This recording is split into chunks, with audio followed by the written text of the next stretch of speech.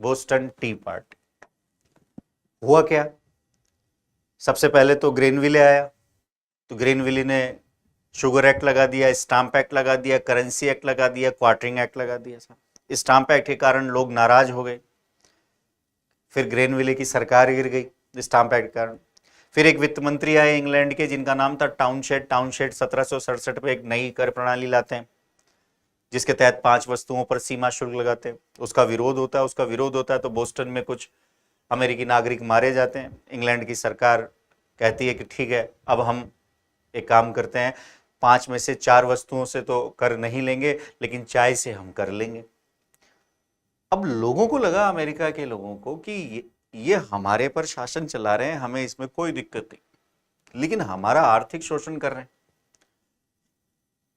England के प्रधानमंत्री north brooks के द्वारा एक और घोषणा की गई जिसमें कहा गया कि चाय, अमेरिका अगर चाय का निर्यात आयात करता है तो केवल इंग्लैंड से करेगा। पहले तो कहा शुगर, और अब कह रहे हैं कि अमेरिका यदि चाय का आयात करेगा तो केवल इंग्लैंड से करेगा, और इंग्लैंड का उपनिवेश है भारत, उससे ही करेगा। अब यहां जो 13 बस्तियां थी अमेरिका में, इन 13 बस्तियों के लोग एकजुट हो गए। एकजुट इन द सेंस की स्वतंत्रता के पुत्र और स्वतंत्रता की पुत्रियां जो संगठन है, उन्होंने निर्णय लिया सैमुअल एडम्स के नेतृत्व में कि हम चाय की पेटी से लदे हुए जहाजों को अमेरिका के तटों पर नहीं आने देंगे। नहीं आने दिया सर। फिर भी बोस्टन बंदरगाह, ठीक है, मैसाचुसेट्स में है, बोस्टन बंदरगाह पर चाय की पेटियां आ गई, और वो चाय की पेटियां आई कहां पर, भारत से। चाय लदी भरी हुई थी उनमें।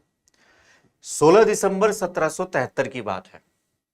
16 दिसंबर 1773 को सैमुअल एडम्स के नेतृत्व में अमेरिका के राष्ट्रवादियों ने निर्णय लिया कि इन चाय की पेटियों को हम समुद्र में डंप करेंगे, और 340 चाय की पेटियां समुद्र में फेंक दी गई। और अमेरिका की क्रांति के इतिहास में इस घटना को बोस्टन टी पार्टी के नाम से जाना जाता है।